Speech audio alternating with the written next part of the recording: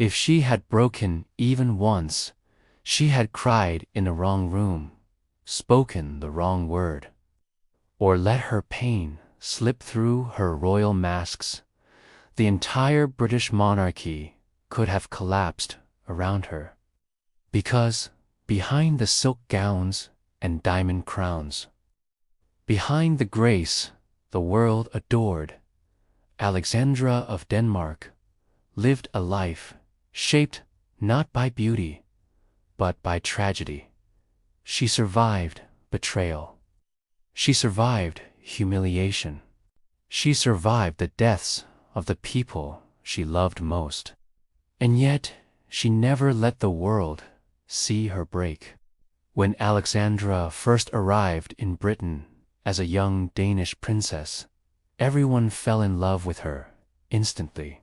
They saw beauty, innocence, and elegance, perfect future queen. But they didn't see the truth. Alexandra came from a family built on heartbreak. Her childhood home was peaceful, but the world around her wasn't. Kingdoms fell.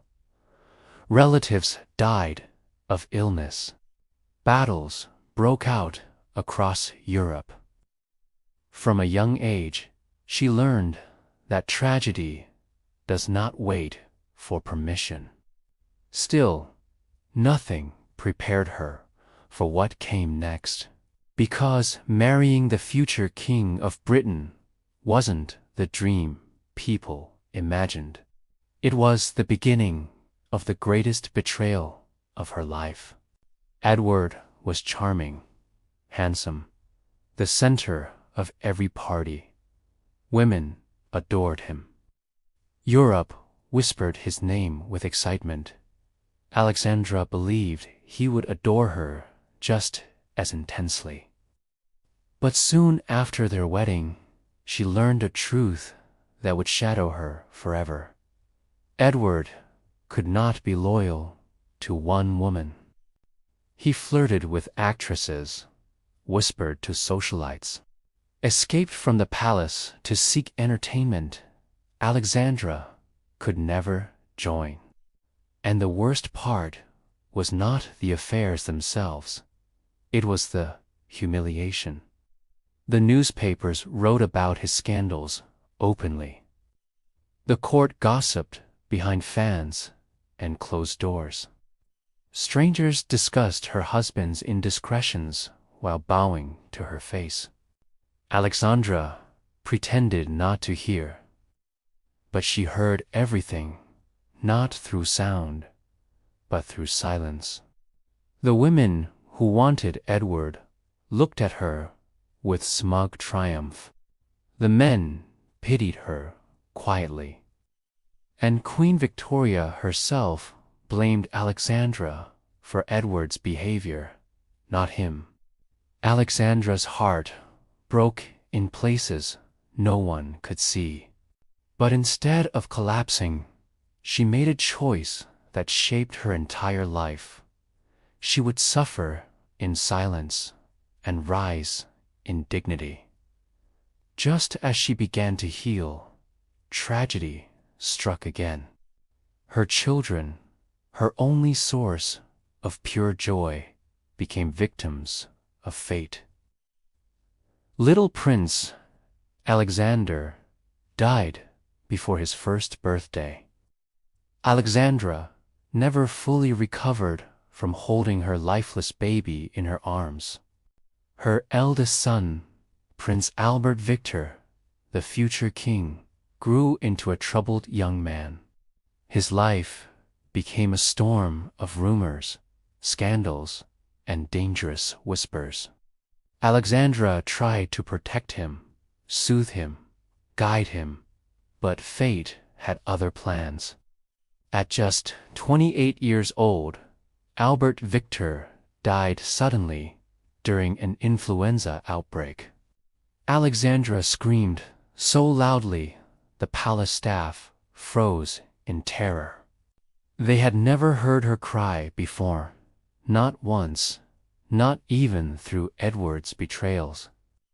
She locked herself in his room, refusing to leave, clutching the last clothes he wore.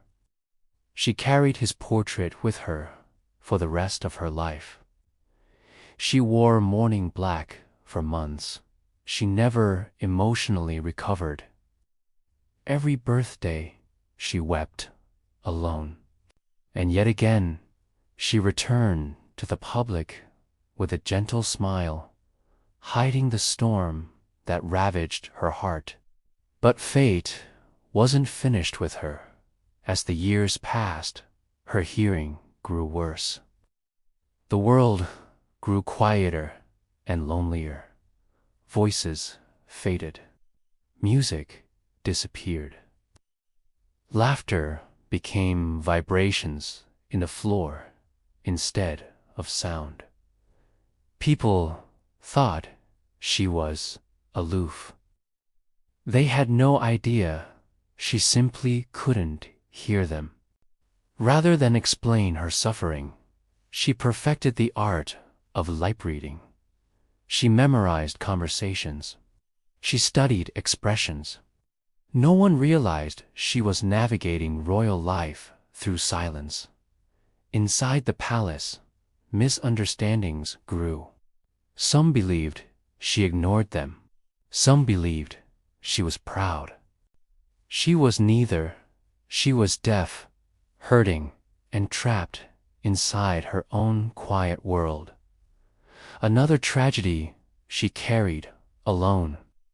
But the greatest test of her strength came at the end of her husband's life. Edward VII, the man who betrayed her more times than anyone knew, fell gravely ill in 1910. His mistresses panicked. The court panicked. Rumors exploded through London. And on his final night, as Edward struggled for breath, Alexandra stood by his side, steady and composed. Then Alice Keppel, his most infamous mistress, rushed into the palace, demanding to see him one last time. Alexandra allowed it not out of kindness, but out of control. She watched silently as Alice collapsed in tears next to the dying king. When Edward finally died, Alice fainted. Alexandra didn't shed a tear.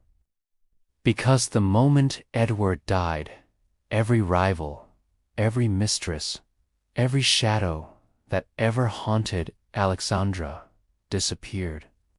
She had survived all of them. The rest of her life was quiet, filled with memories, grief, and resilience. She watched her grandchildren grow. She watched her son become king.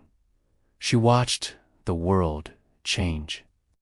She aged with grace, never revealing the emotional wounds she carried. But she never lost her dignity, because Alexandra's true power was not beauty, not fashion, not her title. Her power was survival. She survived more tragedy than any queen of her errand. She survived it with a grace that history still admires. Her life was not perfect. Her marriage was not perfect. Her royal world was not perfect. But she was. If you enjoyed this story, make sure to like this video, subscribe to the channel, and comment your favorite topic you want me to cover next. Your support helps bring these forgotten queens back to life.